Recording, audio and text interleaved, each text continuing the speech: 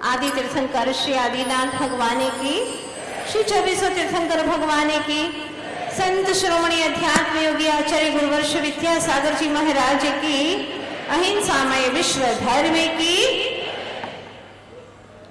पूज्य श्री पूर्णवती माता जी की, वंदनीय संघ की। एक साथ में कई पुराण ग्रंथों का अभी आप लोगों ने बैठे बैठे स्वाध्याय किया और दृश्य के रूप में स्वाध्याय किया।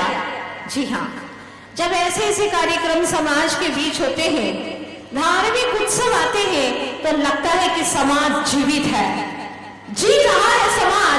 इसीलिए हमारे ऋषि मनीषियों ने कहा है, समय समय पर धार्मिक उत्सव हमेशा समाज के अंदर होते रहना चाहिए।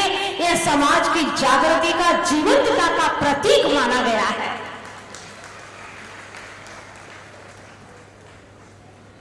इसके माध्यम से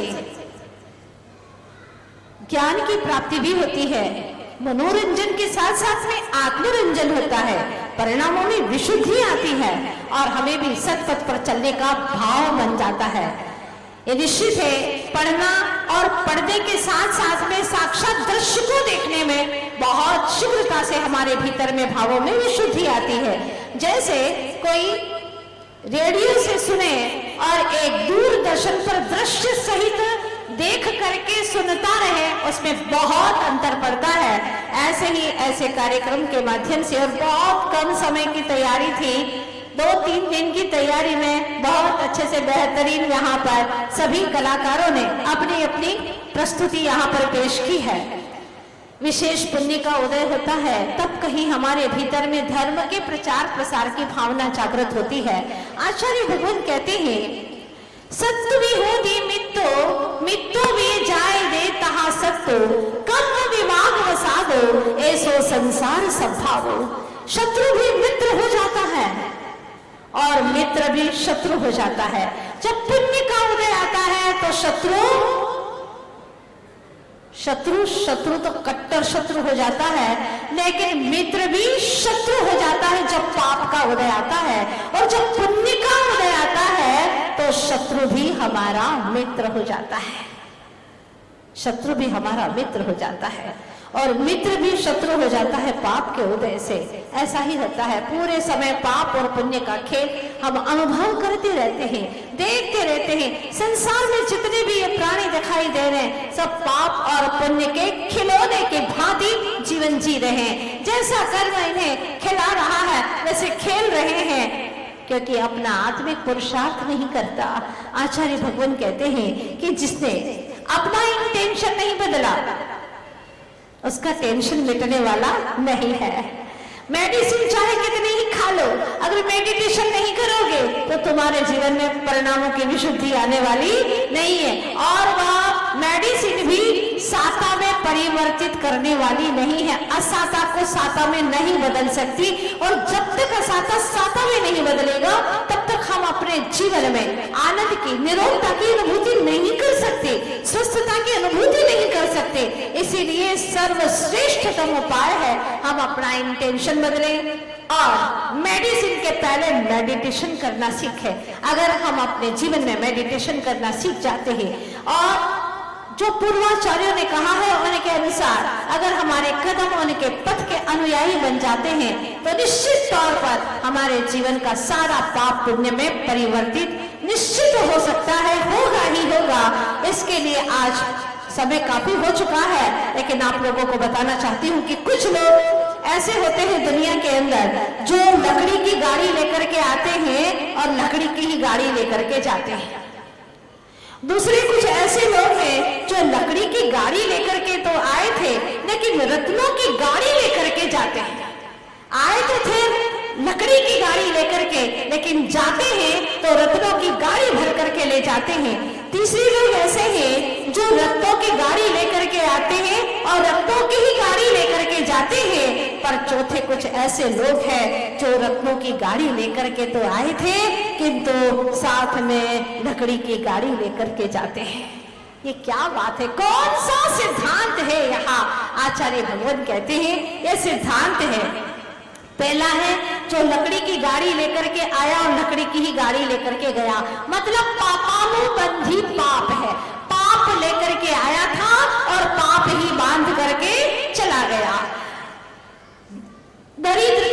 जन्मा था, धर्म ध्यान का कोई भी रुचि का भाव नहीं, कभी भी उसने धार्मिक वातावरण में जीने का भाव ही नहीं बनाया और यहाँ पर आया, जीवन भर जिया, दास बना, नौकर बना, दाने दाने के लिए मोहताज रहा और दुखी होकर के यहाँ से चल दिया। जीवन उसका पूरा हो गया।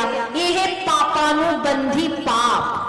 दूसरा है जो लकड़ी की गाड़ी लेकर के तो आया था लेकिन रत्नों की गाड़ी लेकर के गया। मतलब ये है कि जो आया था पाप कर्म के उदय से, भले ही ऐसे छोटे से दरिद्र के घर में, लेकिन उसने अपना स्वयं का पुरुषार्थ जगाया, सत्संग किया, धर्म की भावना पल्लवित हुई उसके भीतर में और अपने जीवन को उसने बदल दिया। फलतः वह रत्नों की गाड़ी लेकर के गया। मतलब पुण्यानुबंधी पाप। पाप का उदय तो था लेकिन उसमें उसने पुरुषार्थ किया और पुण्य का अनुबंधन किया। तीसरे वे लोग हैं जो रत्नों की गाड़ी लेकर के आए थे और रत्नों की गाड़ी लेकर के चले गए। धन्य है उनका जीवन।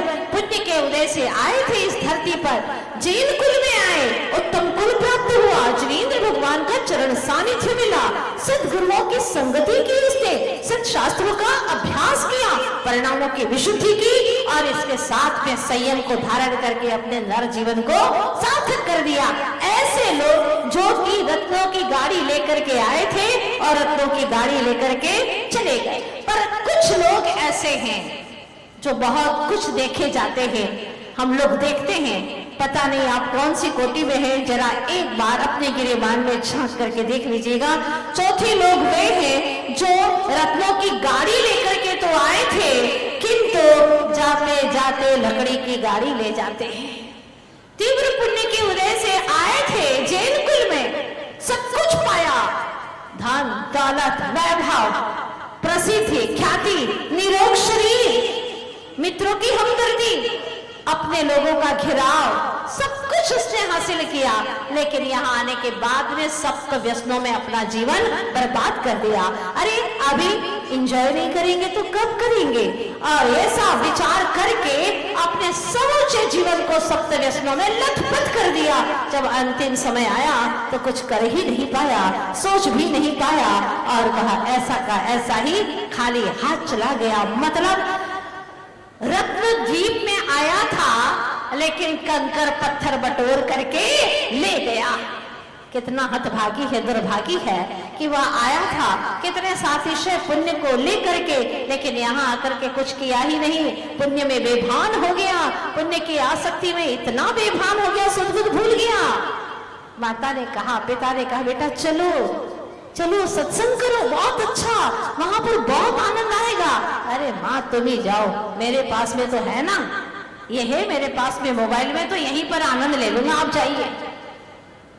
परिणामों की विशुद्धि का कोई आयाम नहीं आता उसके जीवन में, सिर्फ पंचेंद्रिय के विषय भोगों में ही तृप्त होता है, उन्हीं भोगों में लिप्त हो जाता है।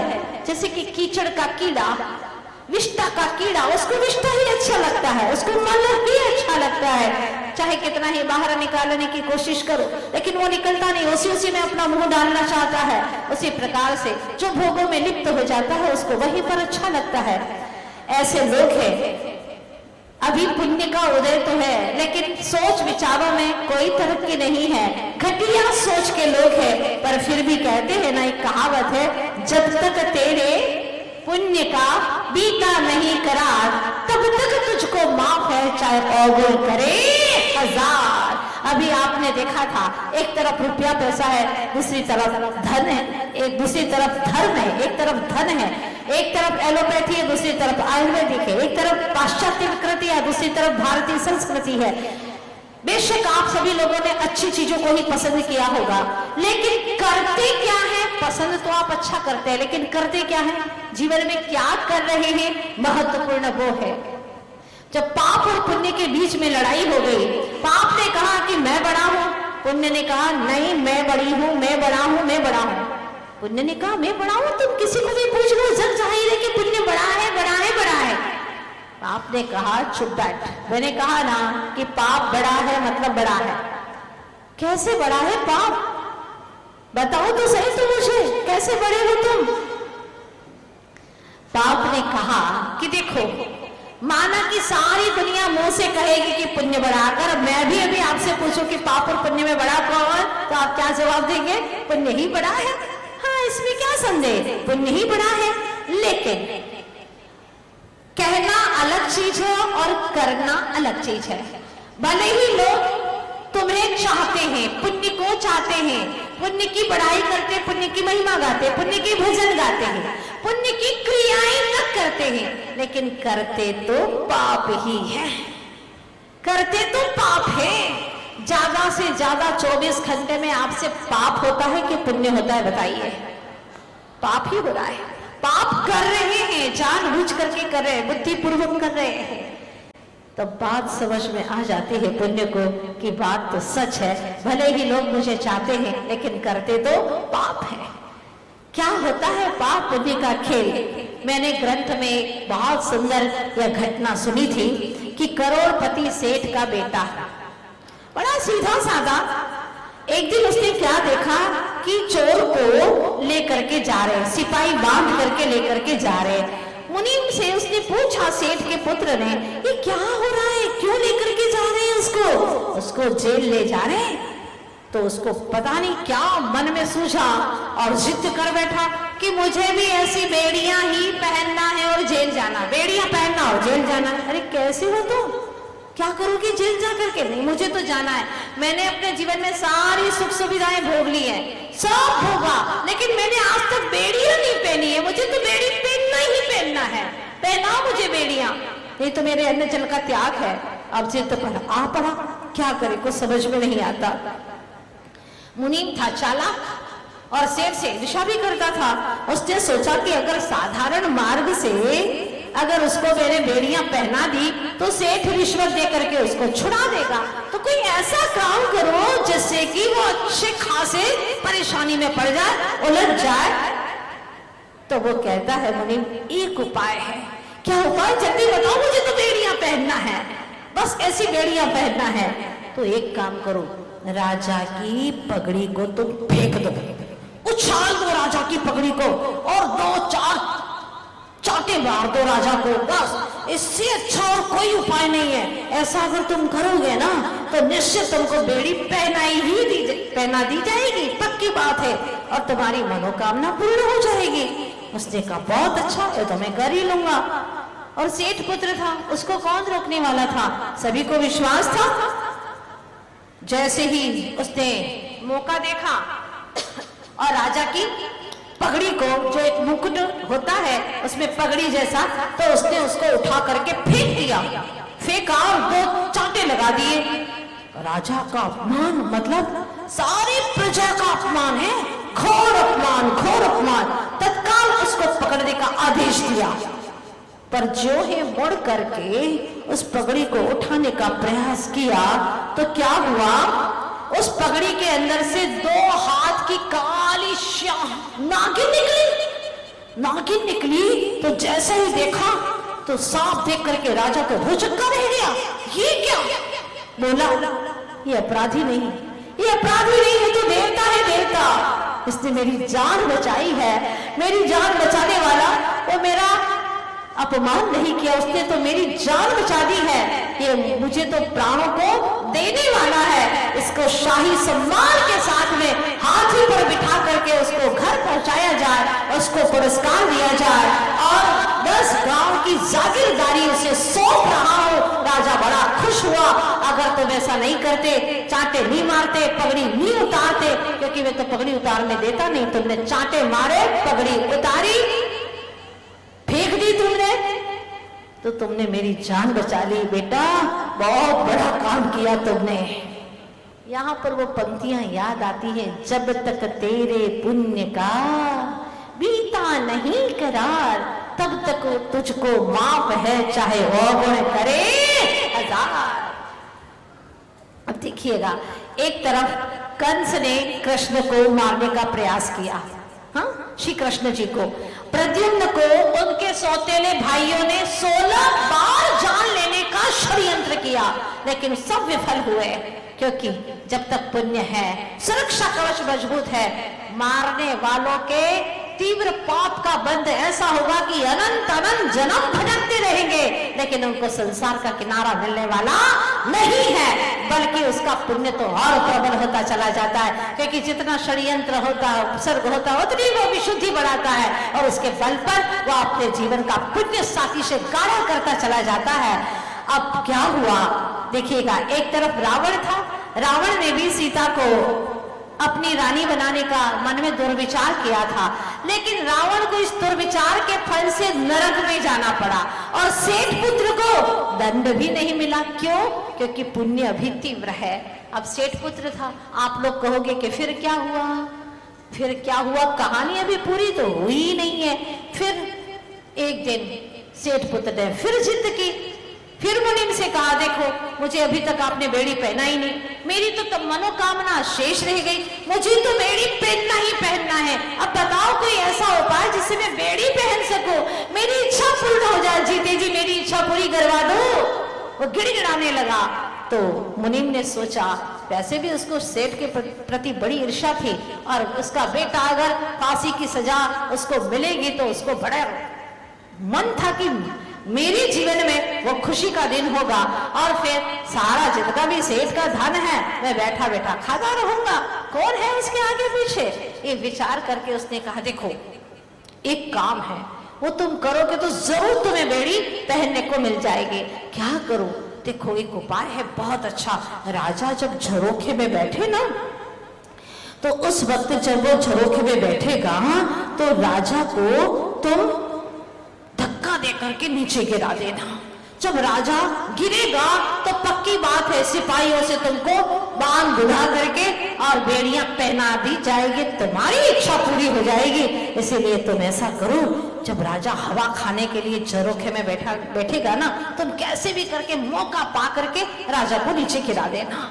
उसने कहा, ये बात बहुत अच्छी है, ये तो मैं चुटकी बजाते कर लूंगा, दाएं हाथ का खेल है, मेरा सेठ पुत्र हूं, अवश्य कर लूंगा। और वह इसी मौके की तलाश में था। देखा एक दिन राजा हवा खाने के लिए झरोखे में बैठा था, ठंडी ठंडी हवाएं आ रही थी और उसने क्या किया, राजा को इतनी जोर से धक्का दिया, इतनी जोर से धक्का दिया कि राजा सीधा नीचे गिरा। लेकिन उसी रात को वहां कई ट्रकें रुई की खाली की गई थी, तो सारे स्थान पर रुई ही रुई भरी थी। राजा गिरा तो से, लेकिन एक खरोच तक नहीं आई। ये क्या बात, चोट तक नहीं आई। पर राजा तो आग बबूला हो गया कि कौन माई का लाल जो राजा को गिराने की औकात रखे, पकड़ो उसको, जाओ सिपाहियों, आदेश उस लड़के को पकड़ करके सामने लाया जाए।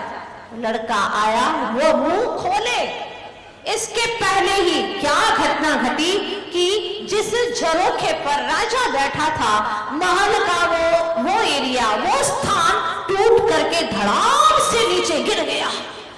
जैसे वो नीचे गिरा, अकस्मात गिर पड़ा, तो वह गिरते ही सारा वातावरण ही पूरा बदल गया। सारा वातावरण जो एकदम पहले का वातावरण था, गमगीन, उसको फांसी की सजा देने का हुक्म देने वाला था राजा, वो सारा परिवर्तन हो गया।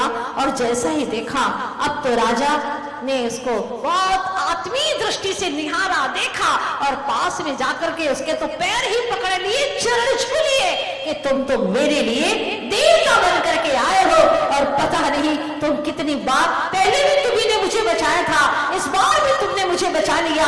बस बस बस बस, अब मुझे समझ में आ गया, मेरा कोई पुत्र नहीं है, लेकिन मेरे इस राज्य को सारा अब शासन को संभालने के लिए तुम्हारी ही जिम्मेदारियों मैंने चुन लिया। तुमने मुझे जीवन दान दिया है, तुम ही मेरे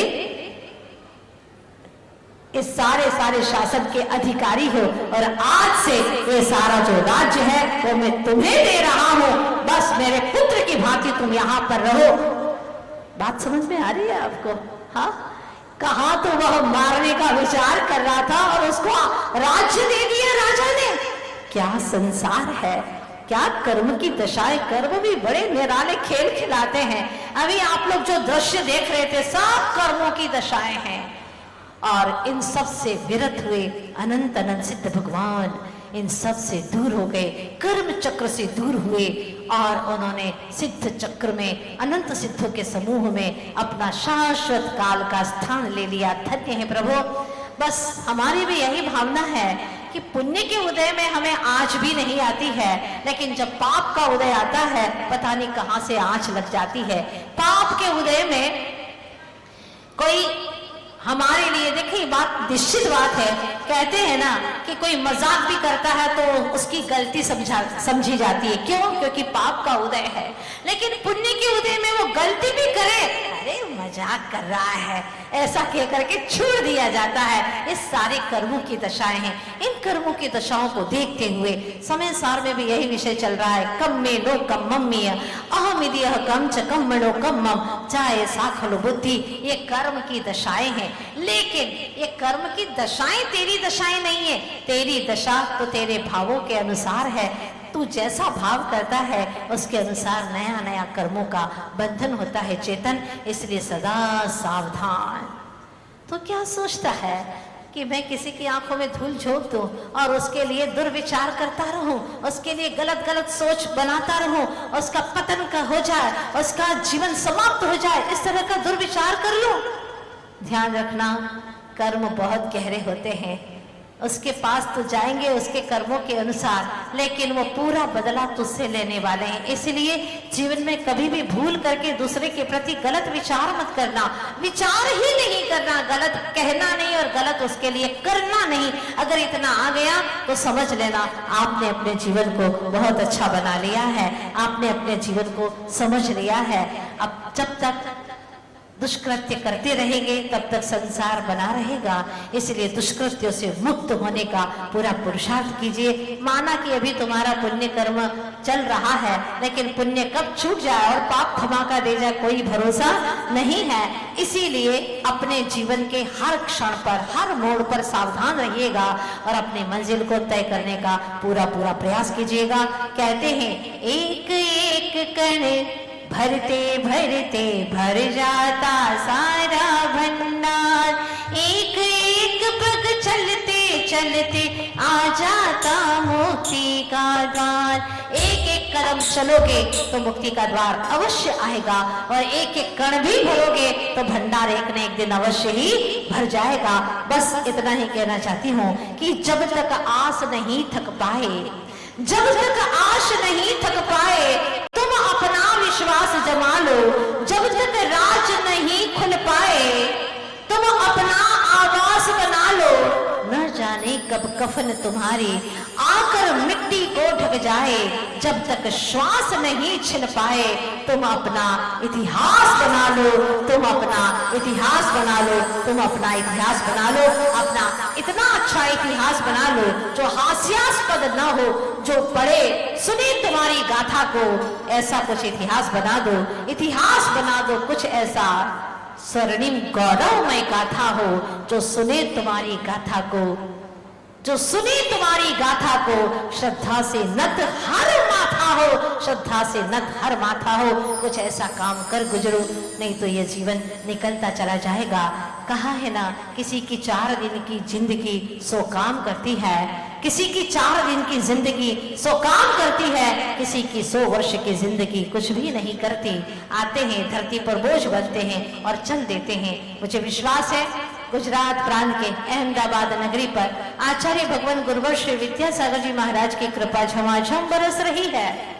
बहुत ही मूसलाधार बरस रही है और जो कुछ भी हो रहा है सब गुरुदेव की कृपा से हो रहा है। चलते हैं गुरुदेव के श्री चरणों में 2 मिनट के लिए। दुनिया का सहारा क्या लेना